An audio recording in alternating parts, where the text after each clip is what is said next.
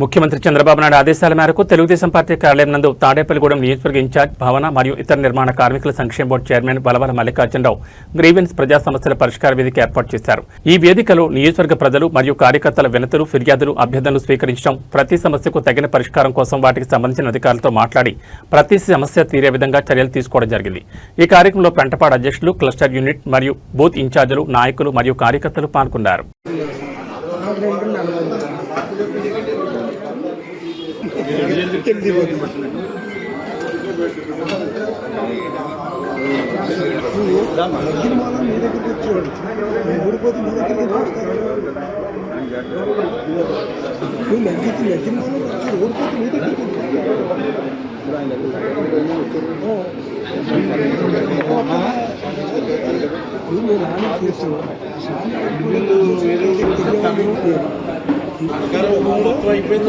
అయిపోయింది.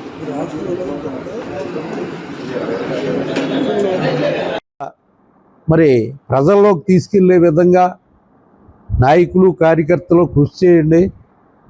మరి అధినాయకుడు ఆశీస్సులు ఉంటాయి. తప్పనిసరిగా మనం కూడా చాలా పుణ్యం వస్తుంది. ఏదైతే ఈ పెన్షన్లు ఇప్పించడంలో మంచి పాత్ర వహిస్తే మీ పేరు చెప్పుకునే పరిస్థితులు ఉంటాయి.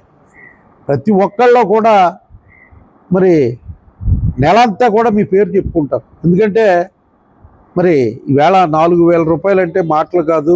ఒక వ్యక్తి దాని మీద పూర్తిగా జీవనాధారం కొనసాగించవచ్చు అని చెప్పి తెలియజేసుకుంటూ, మరి ఇలాంటి మంచి కార్యక్రమాన్ని మరి రూపొందించిన ముఖ్యమంత్రి గారికి హృదయపూర్వక కృతజ్ఞతలు తెలియజేసుకుంటూ సెలవు తీసుకుంటున్నాను. నమస్కారం.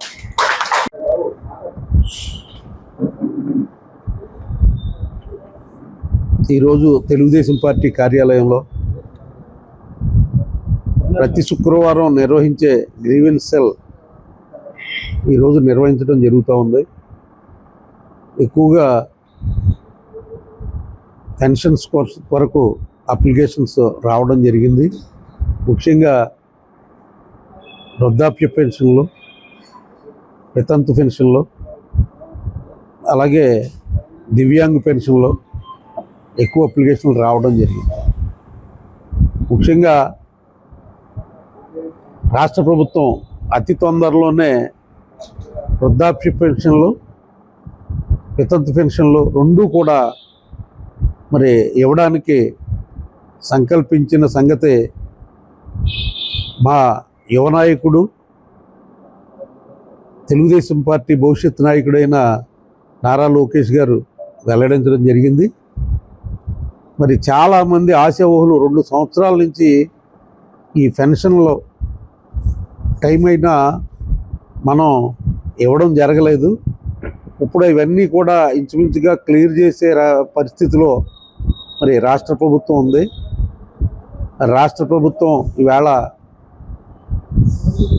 చేసే మంచి కార్యక్రమాల్లో భాగంగా డబ్బు ఎంతైనా సరే మరి ఈ పెన్షన్ కార్యక్రమాన్ని మరి ఒక ఛాలెంజింగ్గా తీసుకొని ముఖ్యమంత్రి గారు మరి ఏదైతే వితంతు పెన్షన్లు, వృద్ధాప్య పెన్షన్ని ముందుగా క్లియర్ చేసి ఆ తదుపరి మిగతా పెన్షన్లు కూడా ఇవ్వడానికి రెడీ అవుతున్నారని చెప్పి తెలియజేస్తూ ఉన్నాం.